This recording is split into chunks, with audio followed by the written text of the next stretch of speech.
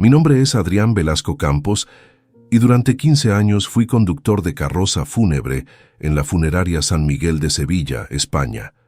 He transportado más de 2000 servicios, desde fallecimientos naturales hasta casos complicados que requerían procedimientos especiales. He recorrido cada cementerio de la provincia, conozco cada ruta, cada protocolo, cada detalle técnico de este trabajo, que muchos consideran mórbido, pero que yo siempre vi como un servicio digno y necesario. En todos estos años, pensaba que había visto todo lo que este oficio podía mostrarme. Me equivocaba completamente. Lo que viví durante 3 noches consecutivas de noviembre del año pasado no solo me hizo cuestionar mi cordura, sino que me obligó a renunciar a la profesión que había sido mi vida entera. Pero antes de continuar, si esta historia te está intrigando, no olvides suscribirte al canal y activar la campanita para no perderte ningún video. Y por favor, déjame en los comentarios desde qué ciudad me estás viendo. Y si alguna vez has trabajado en el área médica o funeraria, me encanta conocer las experiencias de todos ustedes. Ahora sí, sigamos con lo que sucedió aquella noche. La funeraria San Miguel está ubicada en el distrito de Nervión, un edificio de 3 plantas construido en los años 70 que combina las oficinas administrativas en el primer piso, las salas de velatorio en el segundo y las instalaciones técnicas en el sótano.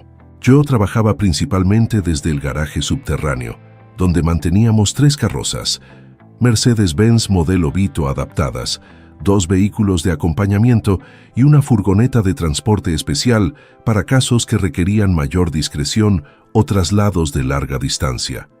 Mi horario era rotativo, pero frecuentemente cubría el turno nocturno de 11 de la noche a 7 de la mañana, cuando la mayoría de los servicios urgentes se realizaban desde hospitales o residencias.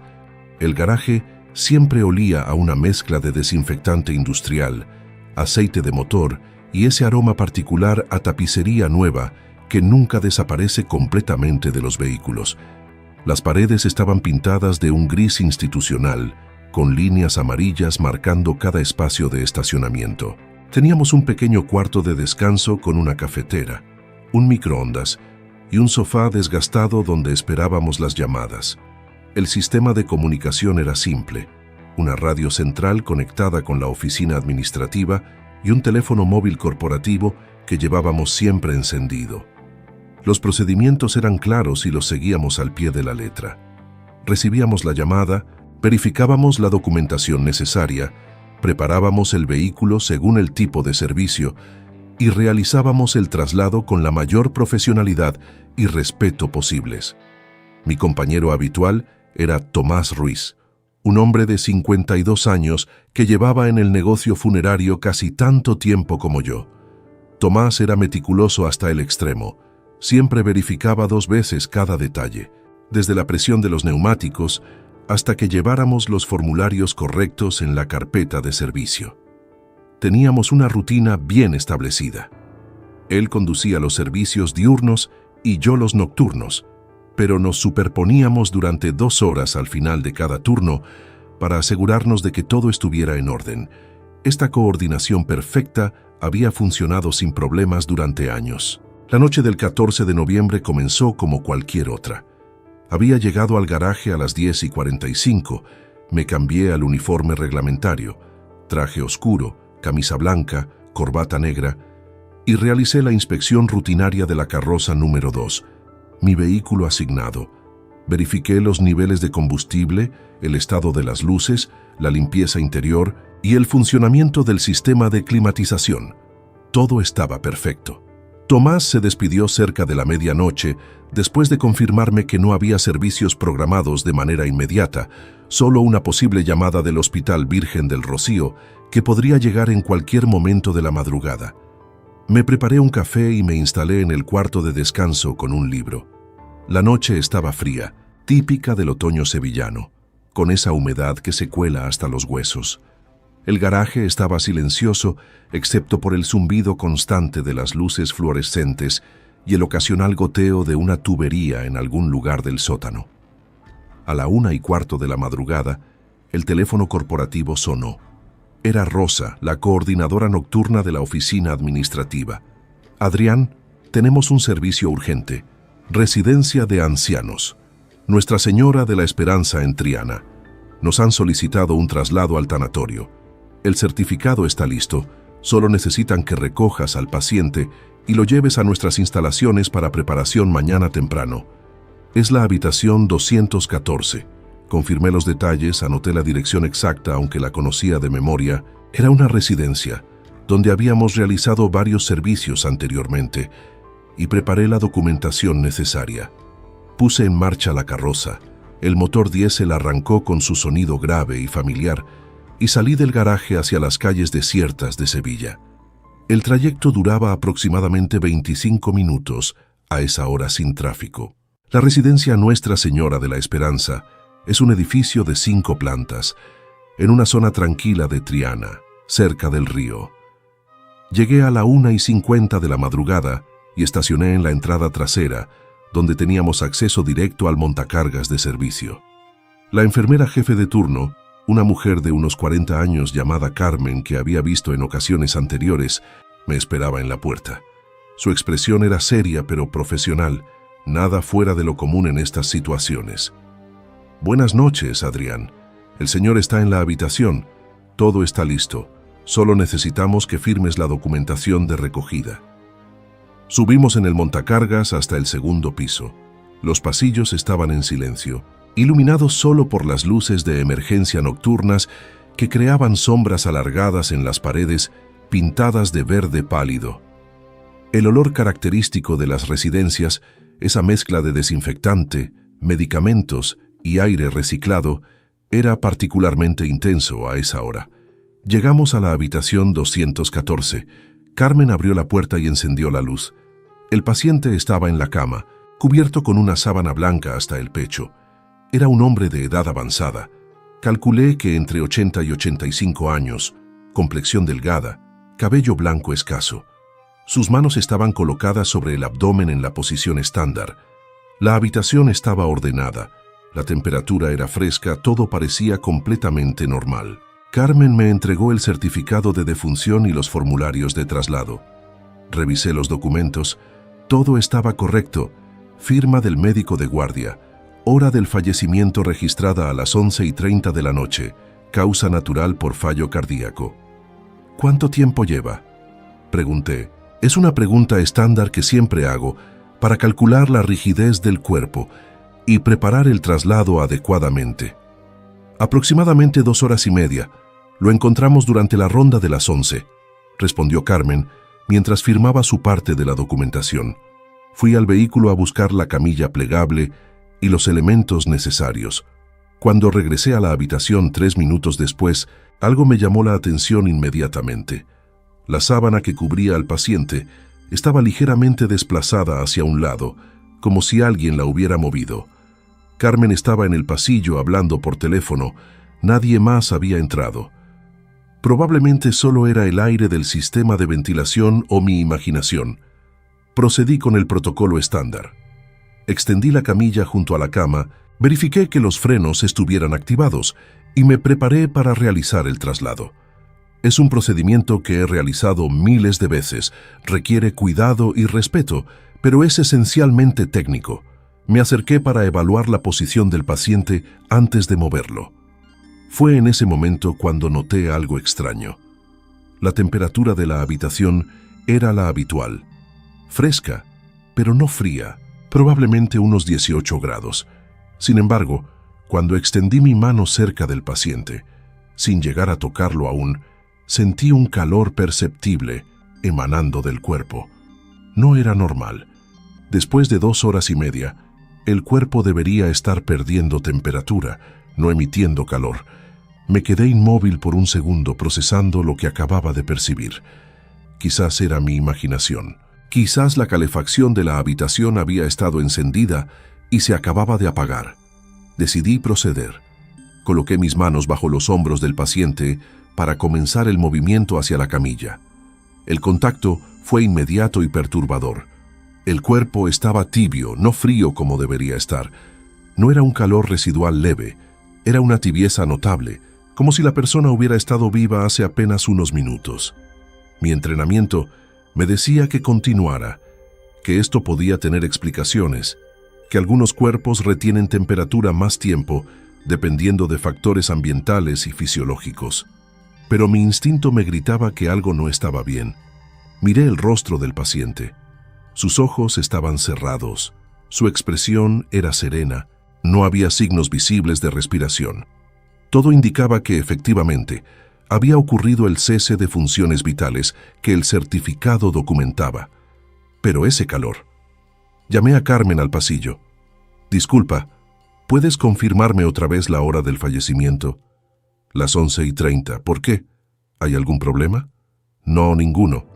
Solo verificando. No quería parecer incompetente ni iniciar una conversación sobre sensaciones térmicas anómalas. Ella asintió y volvió a su puesto en la estación de enfermería al final del pasillo. Completé el traslado a la camilla con movimientos cuidadosos. El cuerpo no presentaba rigidez cadavérica, lo cual era consistente con el tiempo transcurrido, pero esa falta de rigidez combinada con el calor que aún sentía era desconcertante.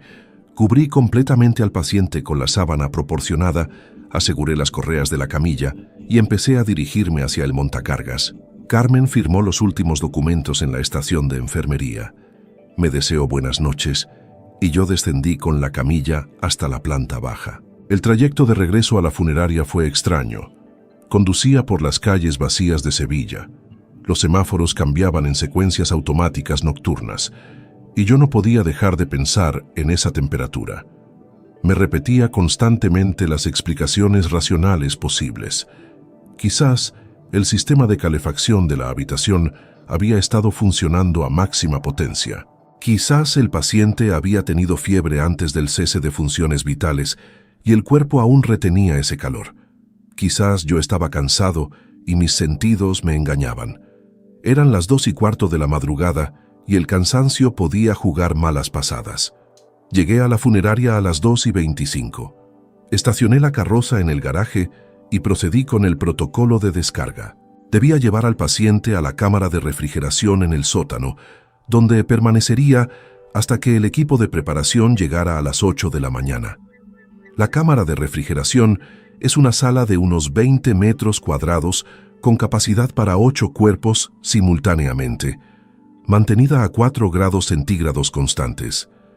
Tiene paredes de acero inoxidable, iluminación fluorescente fría y un sistema de ventilación que produce un zumbido continuo y monótono. Trasladé la camilla desde el garaje hasta el sótano usando el montacargas industrial. Las puertas de la cámara tienen un sistema de cierre hermético con una manija exterior que debe girarse con fuerza. Abrí la puerta. El aire frío me golpeó inmediatamente y encendí las luces interiores. Había 2 espacios ocupados esa noche, servicios que serían atendidos al día siguiente. Llevé la camilla hasta el espacio número 4, uno de los centrales, y comencé el procedimiento de transferencia. Es aquí donde todo lo racional que me quedaba comenzó a desmoronarse completamente. Cuando retiré la sábana para verificar que todo estuviera en orden, antes de dejar al paciente en la plancha de acero inoxidable, vi que sus manos, que Carmen y yo habíamos colocado cuidadosamente sobre el abdomen, ahora estaban a los lados del cuerpo, completamente extendidas. Era imposible. La camilla había estado asegurada durante todo el trayecto. No había habido movimientos bruscos y los brazos no podían haberse desplazado naturalmente a esa posición por inercia o relajación muscular. Alguien o algo los había movido. Mi pulso se aceleró. Miré el rostro del paciente. Seguía con la misma expresión serena, ojos cerrados, sin signos vitales. Pero esas manos estaban definitivamente en una posición diferente. Pensé en todas las explicaciones posibles. ¿Había yo mismo movido los brazos sin darme cuenta durante la transferencia? No, estaba seguro de que no los había tocado. ¿Había el movimiento de la camilla causado este desplazamiento? No era físicamente posible con las correas de seguridad ajustadas. Decidí continuar con el protocolo. Completé la transferencia a la plancha de refrigeración número 4, cubrí nuevamente al paciente con una sábana limpia y registré todos los datos en el libro de control de la cámara. hora de ingreso, nombre del paciente, número de certificado, ubicación en plancha 4. Mis manos temblaban ligeramente mientras escribía. Cerré la puerta de la cámara, giré la manija hasta que escuché el clic del cierre hermético y subí de regreso al garaje. Eran las 2:40 de la madrugada. Me preparé otro café en el cuarto de descanso e intenté calmarme. Estaba siendo ridículo. Era un traslado rutinario con algunas percepciones extrañas que tenían explicaciones racionales que yo simplemente no estaba considerando por el cansancio. Me senté en el sofá e intenté concentrarme en mi libro, pero las palabras no tenían sentido. Cada pocos minutos miraba mi reloj. 3 de la mañana, 3:15, 3:30, a las 3:52. El teléfono corporativo volvió a sonar. Era Rosa nuevamente. Adrián, tenemos otro servicio. Hospital Universitario Virgen Macarena. Es un caso de la UCI y necesitan el traslado inmediato. ¿Puedes ir ahora? Por supuesto. Dame los detalles. Me dio la información. Nombre del paciente, número de habitación en UCI, contacto de la enfermera responsable. Era un servicio estándar, pero agradecía la distracción. Necesitaba salir de ese garaje y dejar de pensar en la temperatura imposible y las manos desplazadas. Preparé la carroza número 2 nuevamente y salí hacia el hospital. El Hospital Virgen Macarena está en el norte de Sevilla, a unos 30 minutos desde la funeraria a esa hora. Conduje con las ventanas ligeramente abiertas, dejando que el aire frío de noviembre despejara mi mente. Las calles estaban completamente desiertas. Solo vi 2 vehículos en todo el trayecto. Llegué al hospital a las 4:30. Estacioné en la zona de carga trasera donde teníamos acceso permitido y subí directamente a la UCI en el 6º piso. La enfermera responsable, Patricia según su identificación, me esperaba en la estación central de enfermería. Era joven, probablemente no más de 30 años, con una expresión de agotamiento que reconocí inmediatamente. Los turnos nocturnos en UCI eran brutales. El paciente está en la sala de aislamiento 3. Todo está documentado, solo necesito que firmes aquí. Revisé los papeles. Todo correcto. Seguí a Patricia hasta la sala de aislamiento. Las UCI son lugares que siempre me han producido una sensación particular. Ese ambiente de lucha constante contra el deterioro, el sonido omnipresente de los monitores, el olor a desinfectante mezclado con el ozono de los equipos médicos. La sala de aislamiento 3 estaba al final del pasillo, separada del resto de la unidad por puertas dobles de vidrio. El paciente era una mujer de aproximadamente 70 años. Patricia me explicó que había perdido la batalla contra una infección pulmonar severa hacía unos 40 minutos. El cuerpo ya estaba preparado para el traslado, conectores desconectados, vendajes aplicados donde habían estado las vías intravenosas. Todo parecía estar en orden. Realicé el procedimiento estándar. Trasladé a la paciente desde la cama del hospital a mi camilla, aseguré las correas, verifiqué que todos los documentos estuvieran completos y me despedí de Patricia. Eran las 4:50 de la madrugada cuando bajé con la camilla en el montacargas del hospital hacia el estacionamiento trasero.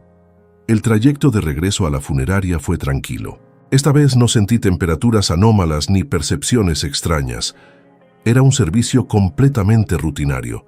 Llegué al garaje a las 5:20 y procedí exactamente igual que antes.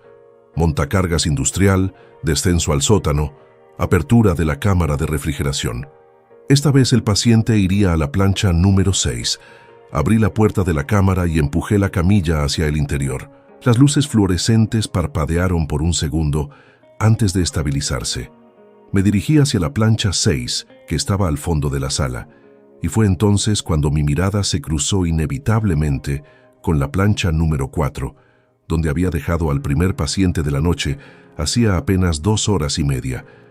Lo que vi me congeló completamente. El paciente que había traído de la residencia estaba ahora sentado en la plancha de acero inoxidable, no reclinado, no ligeramente incorporado por algún efecto de rigidez muscular póstuma, sentado, completamente erguido, con las piernas colgando por el borde de la plancha, con las manos apoyadas a los lados de su cuerpo, como si estuviera descansando en una banca de parque, y con los ojos abiertos, mirando directamente hacia la puerta de la cámara, hacia mí. No puedo describir adecuadamente lo que sentí en ese momento. No fue miedo inmediato, fue una especie de cortocircuito mental completo. Mi cerebro se negaba a procesar lo que mis ojos estaban viendo. Era imposible, absoluta, científica, irrefutablemente imposible. Los pacientes que han experimentado el cese de funciones vitales no se sientan, no abren los ojos, no adoptan posiciones que requieren control muscular y equilibrio consciente. Solté la camilla que estaba empujando. La paciente que había traído del hospital quedó en medio de la cámara mientras yo me quedaba paralizado en la entrada, a unos 5 metros del paciente sentado. La temperatura de la cámara era de 4 grados centígrados. Mi aliento salía en nubes de vapor. El zumbido del sistema de refrigeración era el único sonido, y ese hombre seguía sentado, completamente inmóvil, con esos ojos abiertos fijos en mi dirección. Retrocedí un paso, luego otro. Mi mano buscó el marco de la puerta como soporte.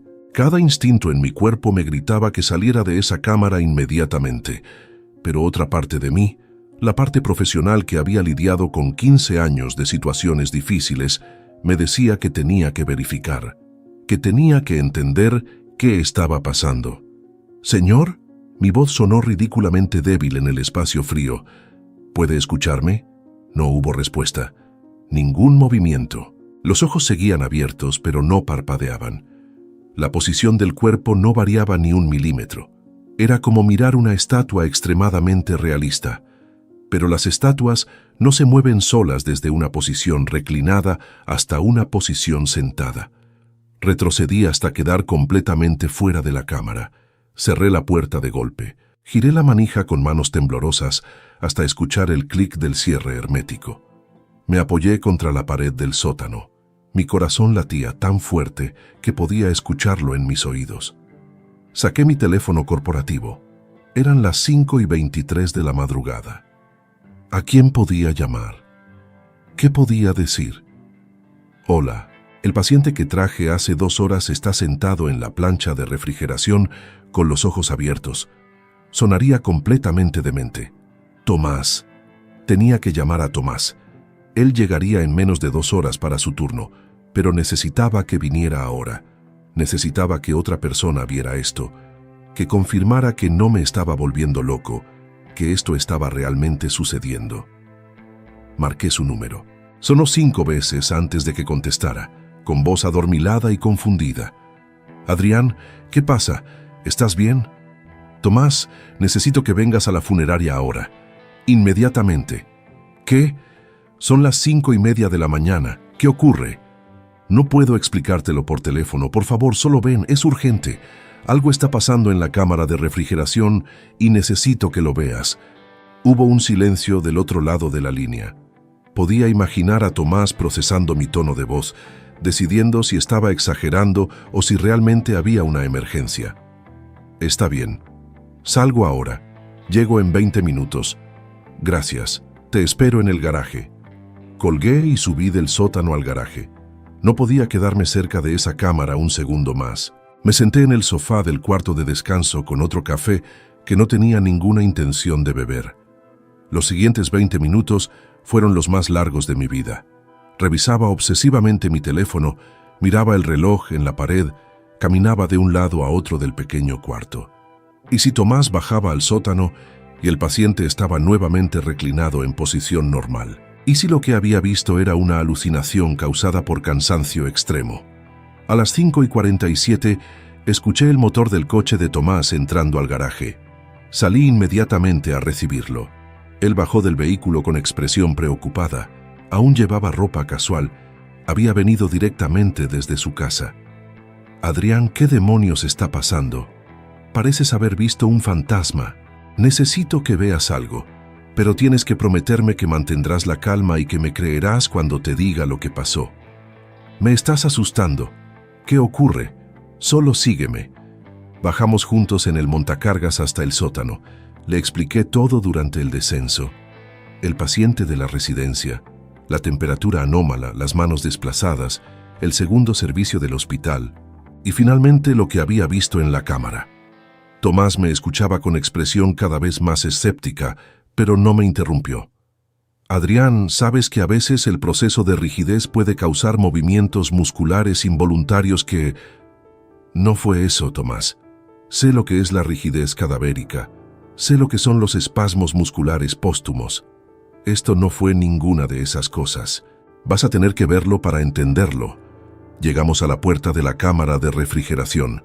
Me detuve frente a ella, con la mano en la manija, pero sin girarla aún. ¿Estás listo? Tomás asintió, aunque su expresión mostraba que esperaba encontrar una explicación racional y probablemente burlarse de mí después. Giré la manija, empujé la puerta y entramos juntos a la cámara. La plancha número 4 estaba vacía, completamente vacía. La sábana que había usado para cubrir al paciente estaba perfectamente doblada en un extremo de la plancha, como si alguien la hubiera retirado con cuidado y la hubiera dejado ordenada. El paciente no estaba. ¿Dónde? Comencé, pero mi voz se quebró. Tomás caminó rápidamente hacia la plancha, tocó la superficie de acero inoxidable, miró alrededor de la cámara como si el paciente pudiera estar escondido en algún rincón de una sala que no tenía rincones donde esconderse. ¿Dónde está el paciente, Adrián? Estaba aquí. Estaba sentado exactamente aquí cuando entré hace menos de media hora. ¿Sentado? ¿Y ahora no está en ninguna parte? ¿Alguien más tiene acceso a esta cámara? Solo nosotros. Solo el personal de la funeraria. Y no hay nadie más en el edificio a esta hora. Buscamos por toda la cámara, aunque era evidente que no había ningún lugar donde un cuerpo pudiera estar. Revisamos las otras planchas ocupadas. Todo estaba exactamente como debía estar. Salimos de la cámara y revisamos todo el sótano, las salas de preparación, el almacén de suministros, los baños, cada rincón. Nada. El paciente había desaparecido. Subimos de regreso al garaje. Tomás tenía la misma expresión de desconcierto absoluto que yo debía tener. Nos sentamos en el cuarto de descanso. Ninguno de los dos sabía qué decir. «Tenemos que revisar las cámaras de seguridad», dijo finalmente Tomás. «Por supuesto, las cámaras. ¿Por qué no había pensado en eso inmediatamente?» La funeraria tenía un sistema de vigilancia completo. Cámaras en el garaje, en los pasillos, en las escaleras, y sí, una cámara dentro de la cámara de refrigeración, instalada hacía 2 años por requisitos de auditoría y control de calidad. Las grabaciones se almacenaban en un servidor en la oficina administrativa. Subimos al primer piso. Tomás tenía las claves de acceso a la oficina administrativa y al sistema de seguridad. Encendió el ordenador principal y accedió al programa de visualización de cámaras. Seleccionó la cámara de la cámara de refrigeración y retrocedió la grabación hasta las 2:25 de la madrugada, cuando yo había ingresado al paciente por primera vez.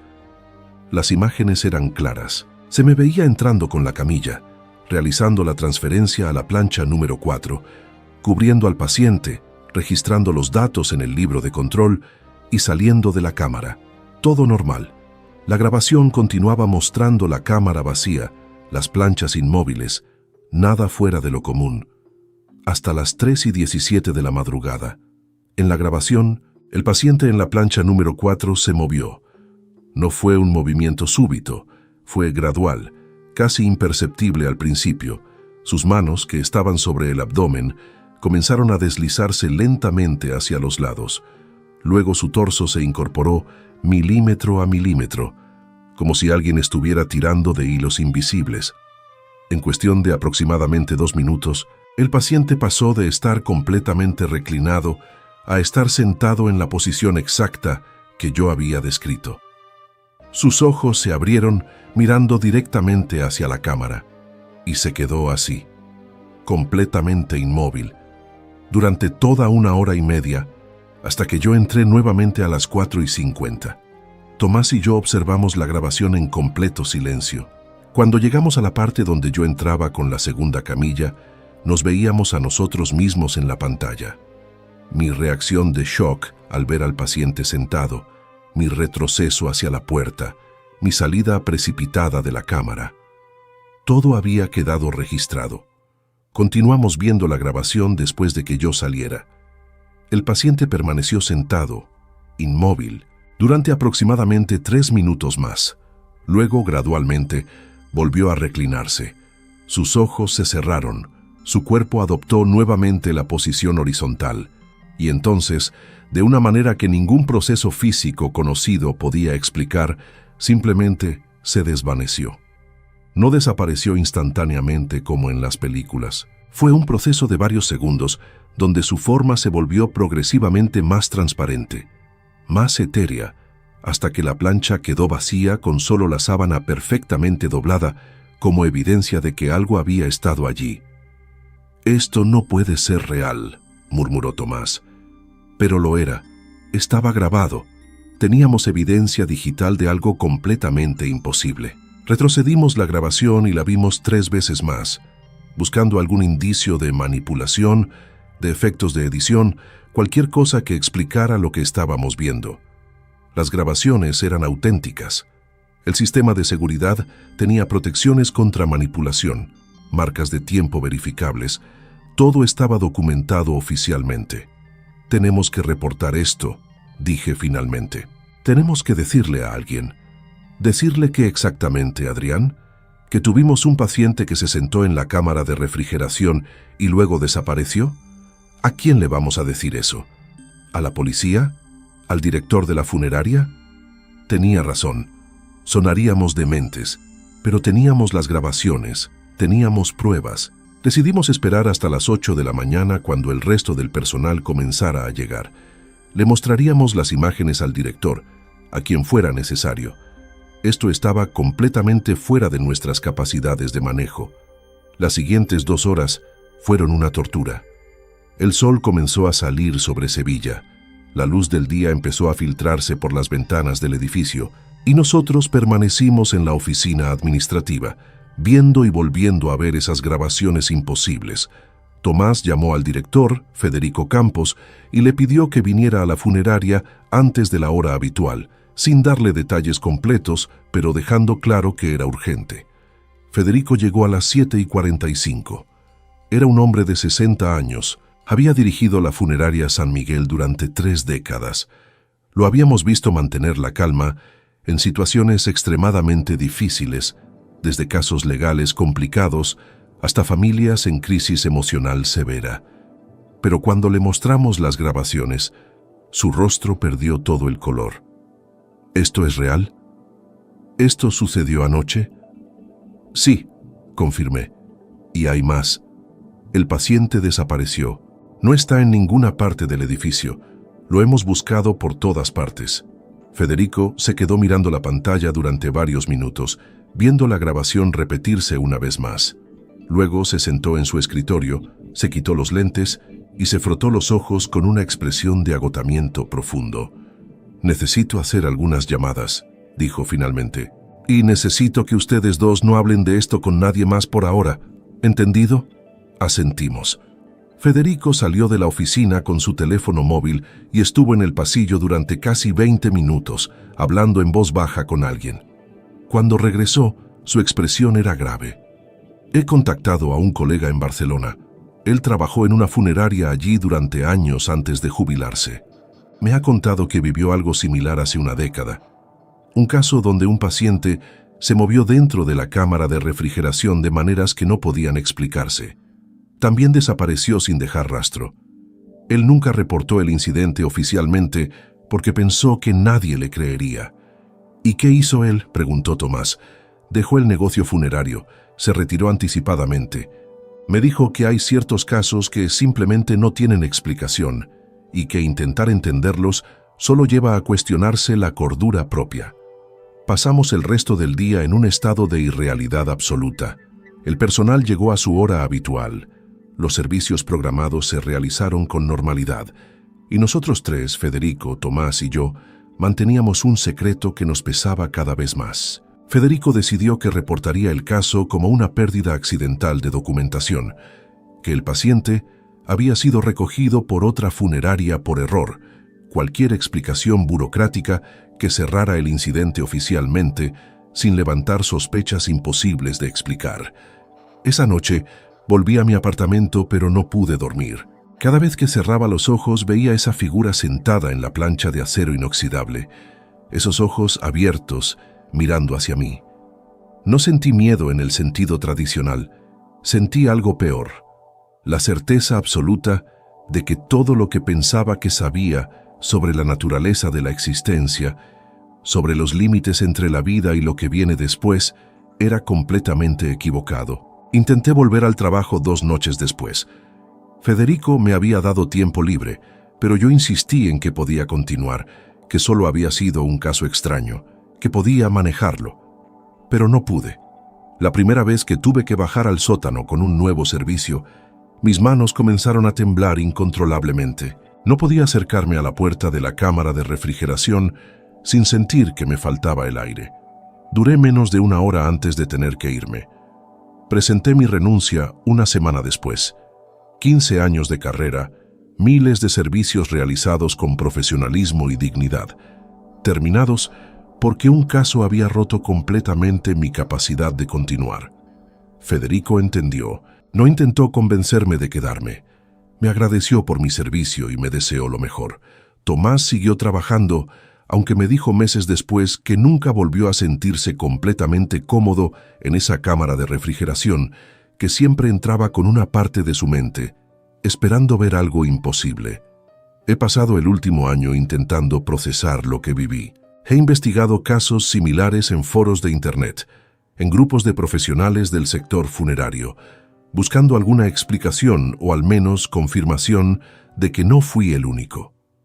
Encontré algunas historias similares, siempre relatadas de manera anónima, siempre con la misma sensación de incredulidad y trauma.